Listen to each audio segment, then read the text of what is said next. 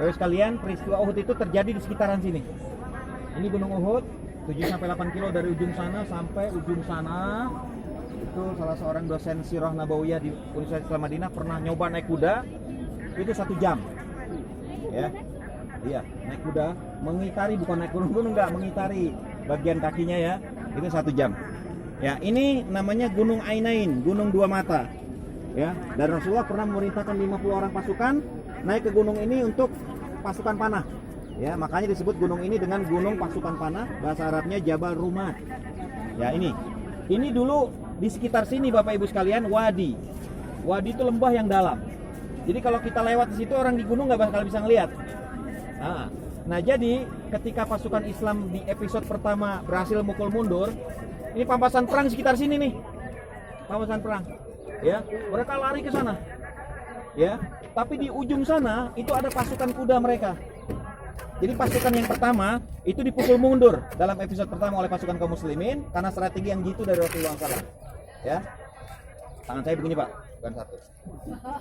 Terus setelah mereka terpukul mundur, ya, kemudian ini 40 orang yang di situ ngiler. Kenapa pikirannya? Karena ngapain nanti? Kan toh ini akan dibagikan ke kita juga. Jadi sekarang aja. Inilah pikiran manusia. Bukan normal ya, pikiran manusia yang asli, manusiawi.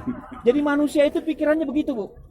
Ya, kalau ngelihat harta, kalau bahasa kita sekarang yang merah tuh, ya Soekarno Hatta tuh, itu semuanya merah, nggak hijau, merah. Ya kalau hijau lain lagi. Ya, itu manusia. Padahal itu sahabat Rasulullah. Mereka orang-orang yang sangat diutamakan oleh Rasulullah SAW. Tapi begitulah, 40 turun ngambil ini tuh. Sudah diteriakin sama komandannya, ya. Jangan turun, Rasulullah melarang kita jangan turun, kata dia. Turun, diabaikan semua. Rasulullah diabaikan. Abdullah bin Jubair komandannya diabaikan, semuanya diabaikan karena nafsu dunia. Apa akibatnya? Khalid ngelihat dari sana. Oh, itu turun itu. Sumber kekalahan kita dari situ. Berarti kita harus pukul itu dulu supaya kita bisa membalikan keadaan. Akhirnya ada 2 riwayat yang sahihah. Yang pertama Khalid muterin sana. Muncul di belakang, naik, disikat 10 orang. Riwayat kedua juga sahihah dari wadi, dari lembah sini. Dari sana ke sini, nggak kelihatan, muncul dari belakang, dipukul, habis mereka. Setelah mereka habis, tidak ada yang melindungi dari atas, pasukan yang kabur disuruh balik lagi nyerang.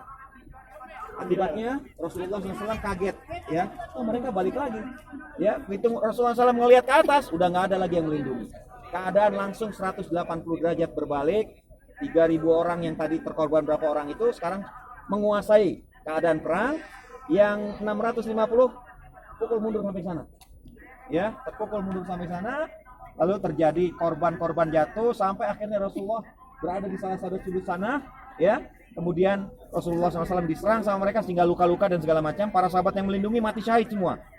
Orang yang ngebunuh menyangka dia telah membunuh siapa? Rasulullah. Pimpinan pasukan musyrikin namanya Abu Sufyan bin Harb. Ya.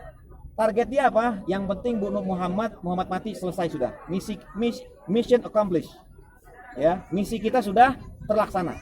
Sehingga Muhammad maktul, qatalna Muhammad katanya. Kami sudah membunuh Muhammad. Abu Sufyan mendengar. Tahan, kata Abu Sufyan, tahan pasukan. Dia tarik mundur pasukan, tarik mundur. Kenapa? Muhammad sudah mati. Ya. Entah kenapa, tiba-tiba mereka tidak menghabisi sisa pasukan yang lain, sekedar mendengar apa? Rasulullah sudah terbunuh. Padahal itu hanya hoax. Ya, berita-berita yang disebarluaskan. Akhirnya Abu Sufyan menarik pasukan ke sana. Ya. Kemudian mereka mengejek. Mana itu? Ya, Muhammad sudah mati. Mana katanya dia nabi? Ya, kemudian para sahabat ingin jawab, kata Rasulullah jangan jawab, biarin aja. Kemudian dia mengejek lagi, mana Abu Bakar? Orang yang katanya membenarkan Muhammad itu, mana dia? Abu Bakar mau jawab, kata Rasulullah jangan jawab, biarkan saja. Akhirnya mereka semakin kurang ajar. Dia katakan, mana itu Umar yang jagoannya itu? Mana sini katanya, kalau dia belum mati. Maka Umar ngomong, Rasulullah tidak sempat melarang Umar jangan ngomong. Umar langsung ngomong, ini Umar ada di sini, mau apa kalian? Kata begitu kan? Oh, Umar masih hidup katanya, nggak ada yang berani juga.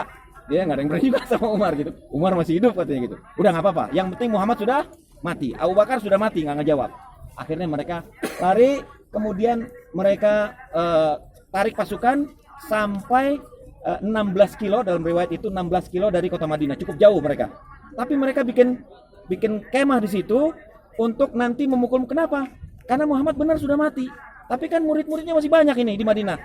Jadi sebenarnya misi kita belum selesai nih. Jadi gimana? Udah kita balik lagi ke Madinah, kita hancurkan mereka sehancur-hancurnya. Nah, oleh karena itu, pagi perang Uhud itu terjadi, sore-sore Uhud selesai. Mereka tarik pasukan, Rasulullah langsung perintahkan para sahabat untuk kumpulkan jenazah 70 orang itu. Ya, kumpulkan jenazah 70 orang, akhirnya dikumpulkan ada 69 orang. Satu lagi kemana? Siapa dilihat? Ada satu korban yang dilihat oleh para sahabat tidak ada. Ketika dikumpulkan satu orang tidak ada. Siapa namanya? Namanya Hanzalah ibnu Abi Amir. Hanzalah ibnu Abi Amir radhiyallahu anhu arda. Bapak Ibu tahu sekalian? Bapak Ibu tahu? Hanzalah ini malam perang Uhud dia baru pengantin baru. Dan dia malam itu baru melaksanakan kewajibannya sebagai suami di malam pengantin baru dalam keadaan junub. Belum mandi besar, belum mandi junub, dia sudah pergi meninggalkan istrinya bergabung dengan pasukan Uhud.